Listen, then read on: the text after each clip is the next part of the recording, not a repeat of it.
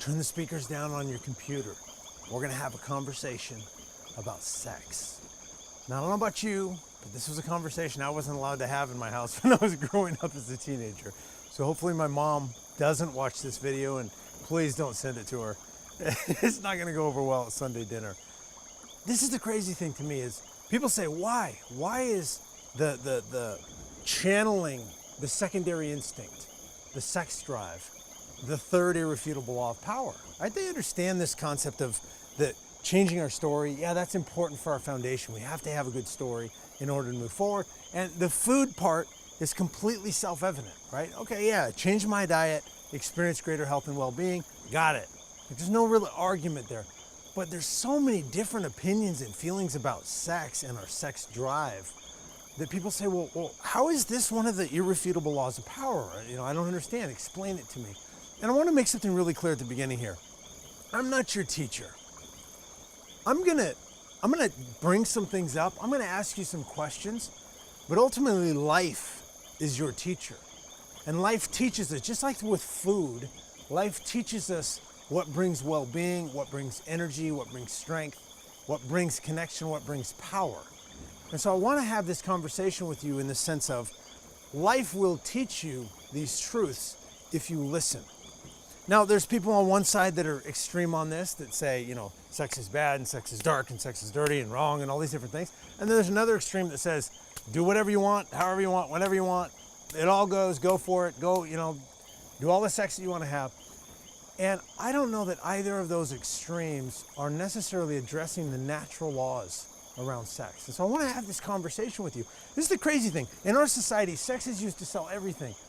Cars and makeup and houses and toys and vacations. Sex is used to sell everything except sex. But for whatever reason, we can't have a real conversation about it. The only conversation we're getting from the media is the hyped up, excited, sensualized, aroused conversation, because marketers have figured out if they arouse us, we'll associate that arousal with their product. So that's what we keep getting sold from the movies, and we keep getting sold in the media and the things that we're seeing. And what I want to bring to this table is to say, sex is a big deal. Now, I've had people say with the food conversation, they go, well, we have to have food in order to survive, but we don't have to have sex in order to survive. Now, I know there's some of you that are like, yeah, I have to have sex in order to survive. But as a species, we do have to have sex in order to survive. And as we learn to align this behavior, this drive, this intensity with the natural laws, we can experience greater power in our life. Now, if we don't do that, I don't know about you, when I was like 12 years old, something clicked in my brain, and I started thinking about sex for like the next 25 years, and occasionally I thought about a few other things. But it was this drive inside of me, this insatiable drive, and there's something inside me that said, if I could get enough sex, or if I could get the right kind of sex, then I could finally get to this place of being full and complete. And no matter how I tried to pursue it, I couldn't seem to fulfill it in the extreme ways that I thought greater quantity ought to equal greater satisfaction. And in this of the laws, it's not the case necessarily. What's interesting, some of the studies I've done, I've been able to actually work with some of the most, the most lettered and successful sex education teachers in the country. And one of them studied the ancient Chinese secrets around sexuality. And the emperors, for thousands of years, would use sex to increase their energy and increase their vitality and their health, and ultimately rule better. They could handle the stress and all the different things that came with ruling because they learned to do this. And guess what? The emperor, who could have sex with whoever he wanted to, didn't. They actually found that by channeling this energy and channeling this force, it brought them health. And if they went and they spent it wherever they wanted, wherever they felt like it, it left them depleted. Now, my friend, she was an acupuncturist in Los Angeles. And this was when acupuncture was just kind of voodoo medicine. And so she, or at least viewed that way in the US. And several of her clients were porn stars, people that did pornography as their job. And these people would come into her, and these people were having more sex than anybody that you can imagine. And they'd come into her and they would say, I'm so depleted. I'm so exhausted. I feel like weary to my bones.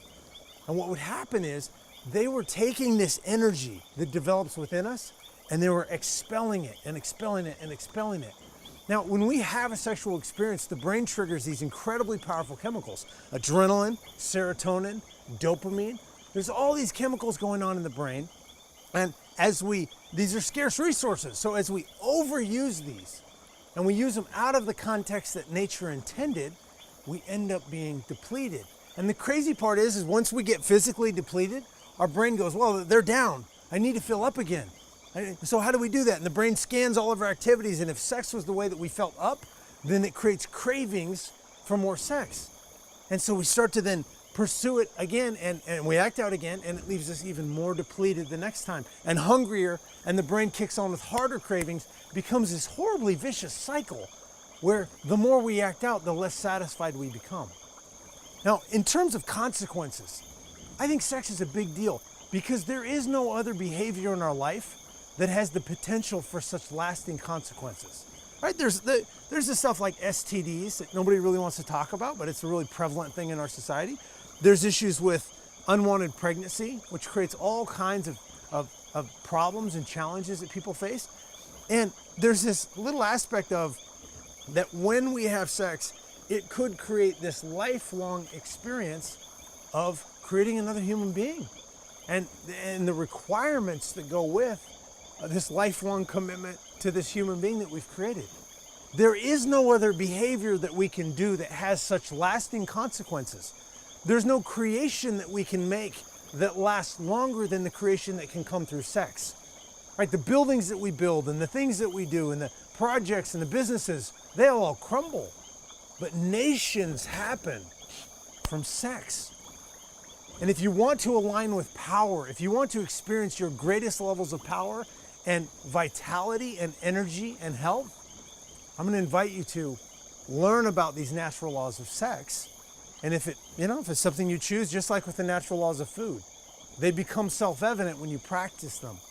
And so I invite you to experiment with this in your own life of how you're using this energy as I teach you these natural laws of sex and how to experience what it is that you really want in your life.